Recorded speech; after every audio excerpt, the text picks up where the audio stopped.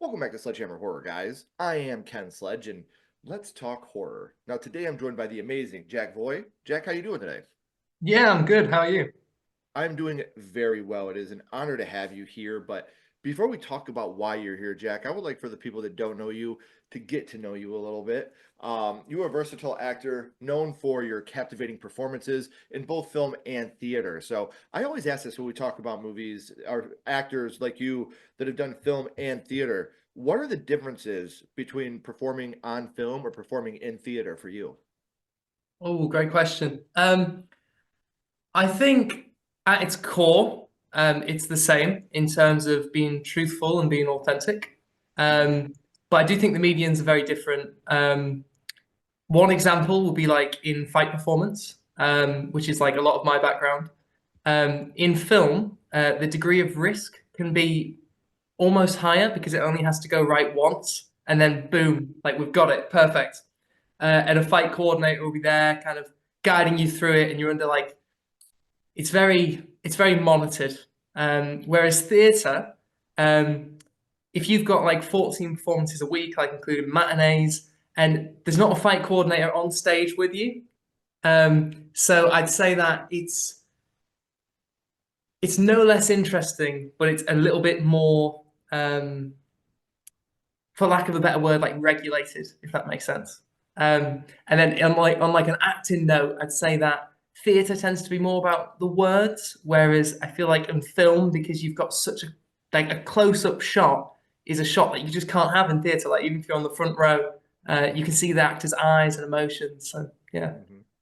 Well, I've always thought of like being theater kind of like a musician. Like when you're doing theater, that's your Ooh. live performance. And when you're doing a movie, that's your studio album. If you Oh, I like that. I like if you that a mess up lot. a little bit when you're doing your studio album, you can cut and try it again. But when you're in that Yes. live performance, you got the crowd with you, you got that feeling of, excitement right there in front of you. So I love, and like you said, you've got to be more of a performer when you are on stage because you have one chance to sell this to these people. You can't Yeah. cut, take it from the top, and especially you're like you graduated with acting and stage combat as a BA in both. And like I said, you are a type of guy that I would want to have my back if I was going out to the pub late at night because I know that I'm going to be taken care of should that happen. And you did land the lead in the upcoming highly anticipated horror film Viral Haunt, which Ash and I are both very proud of. And when we saw the name Jack Hoy attached to this, I was like, I got to talk to this guy. We got to Oh, get him on here and we got to, pick his brain a little bit and talk about the movie. And you've been doing this for a very long time, and you've done also different weapons when it comes yeah. to stage choreography, fight choreography. I gotta ask, do you have a weapon of choice? What is your favorite thing to work with? Oh goodness. Um, I would say it's hard to beat a broadsword, a double-handed broadsword. It's like, oh, it just feels good, man. It feels Yeah. good. Yeah, it's amazing because, like I said, I love to talk about the reasons and the things that make cinema click. We always hear Mhm. about the actors and the actresses and the directors. We don't talk a lot about the cinematographer, the fight choreographer, the stunts. Wardrobe is another one I love to talk about because without you guys, things don't go off without a hitch. You know what I mean? You guys are such an important part. And this, you do have the lead. So I'm not trying to play down you being an actor, but the choreography and stuff like that, it's so needed and it's its own art form that it's a dance, it's a ballet essentially. So Yeah. what got you into wanting to do fight choreography and stuff like that? So I would say, well, I'd have to rewind slightly, and I would say that I got into acting quite late. So I started acting at 18. Okay. But before that, my background was really physical, being an athlete, training like once, twice a day.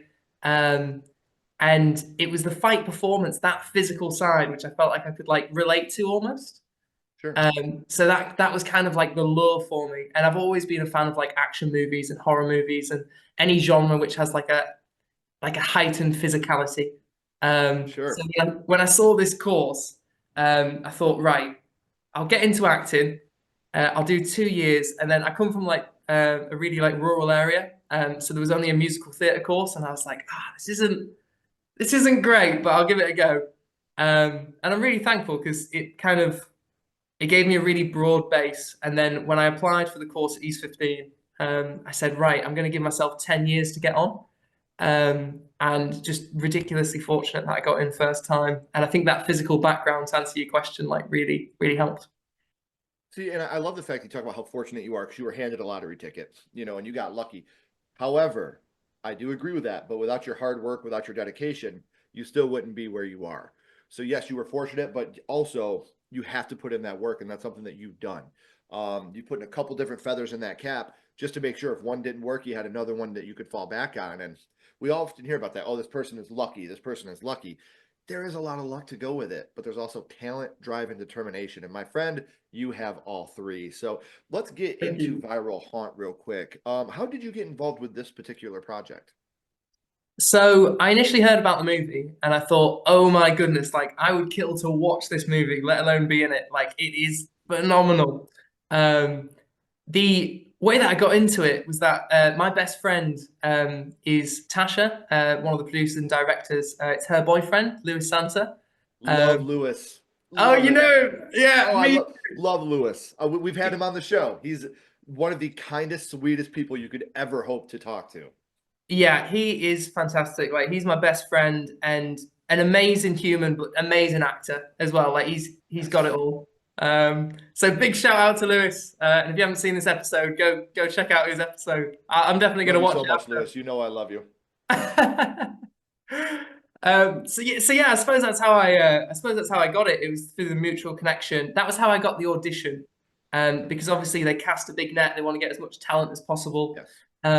So I did the audition, and the moment I looked at the audition pack for Jake, like one of the lead characters, I was like, this fits like a glove. Like this will be so good. Um, so I did the audition. I got some really good feedback off the producers.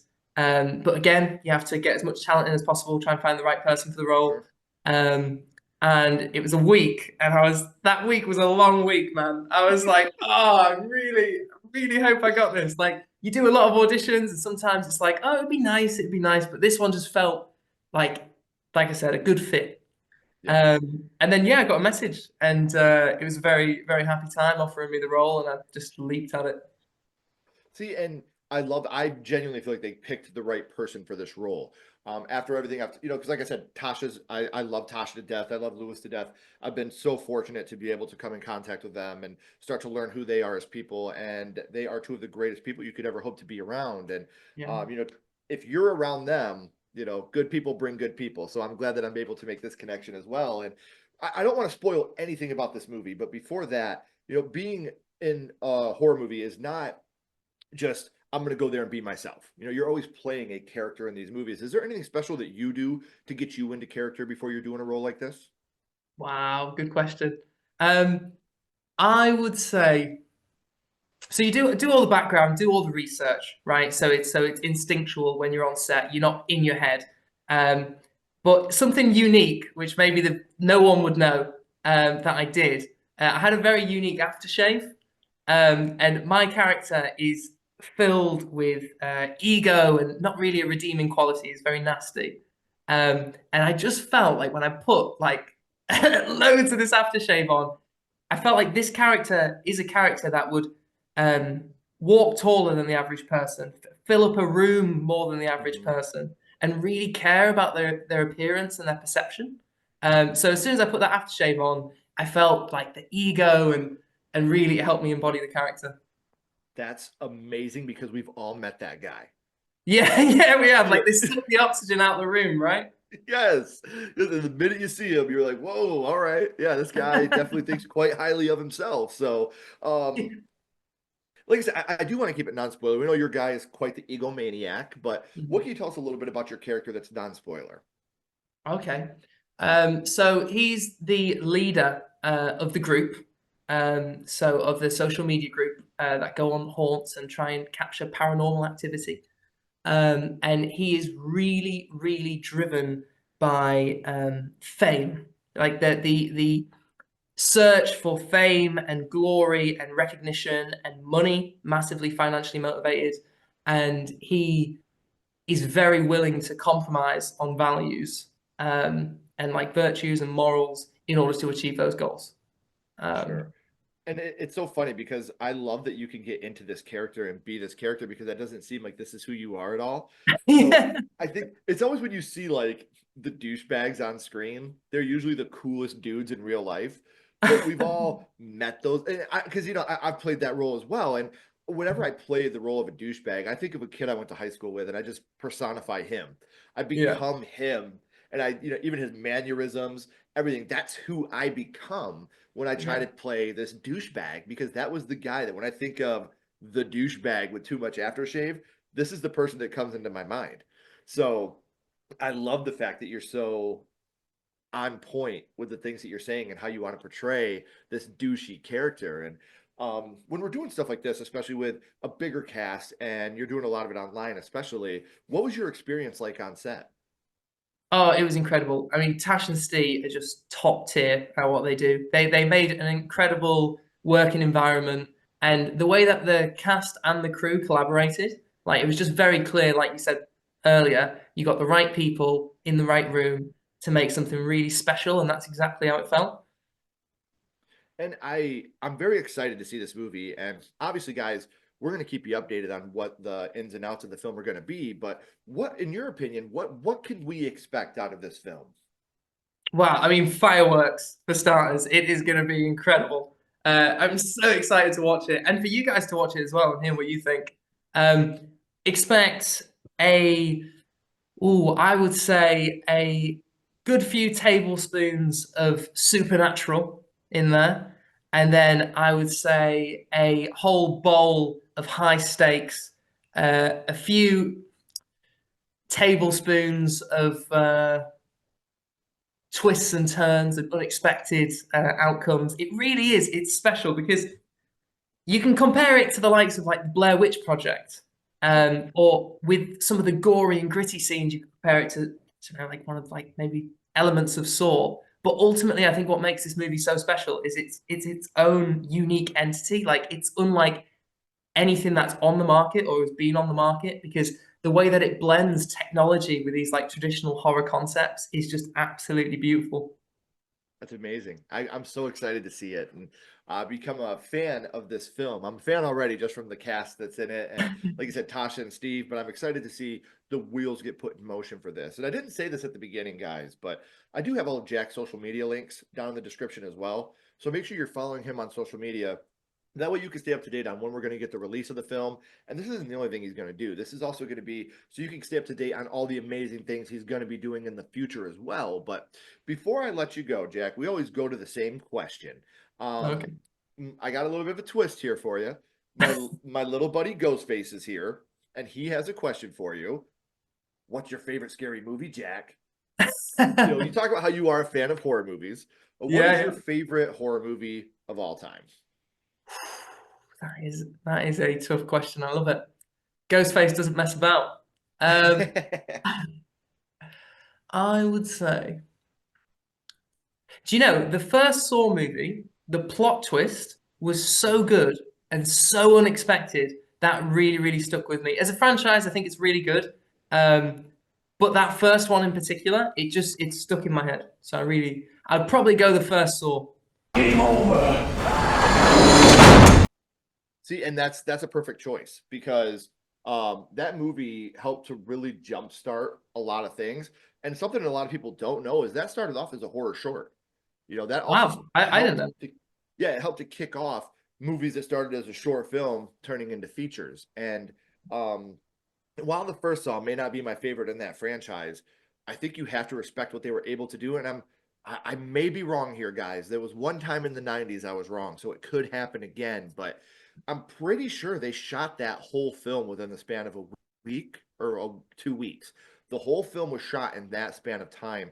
And so for it to still hold up the way that it does today, I think that's absolutely amazing. And um it's a film that, like I said, has stood the test of time. We're getting another film now. We're getting Saw 11. So it shows the longevity of what this film and the franchise was able to do. So I cannot argue with that at all. I love that answer. What's your favorite horror movie? It is from 1985. It is called House. House Oh, from 1985 is my first horror movie, my favorite horror movie. If I have to choose a movie on recency bias, it would probably be a movie from 2018 called Summer of '84. It's very Disturbia meets the Goonies. Very good film. So those would be the two that would come right off the bat for me. Would be House and Summer of '84. Both those movies are great, and Summer of '84 has an ending that you just go, "What the fuck? That's how they ended it?" Like it's. I promise nobody sees the ending of that movie coming. So if you haven't checked it out, Jack, you got to check it out. People that are watching, you know what Summer of '84 means to me. So you guys got to check that out if you haven't. Um, and Jack, I've had an amazing time talking to you about all this, man, but please don't go anywhere. I do have a couple more questions for you. Everyone else, if you haven't already, please like, comment, and subscribe. It does help build the channel more than you know. And follow Sledgehammer Horror on social media. Those links are down in the description as well. But until next time, keep talking horror, stay what you are, and we'll see you guys soon.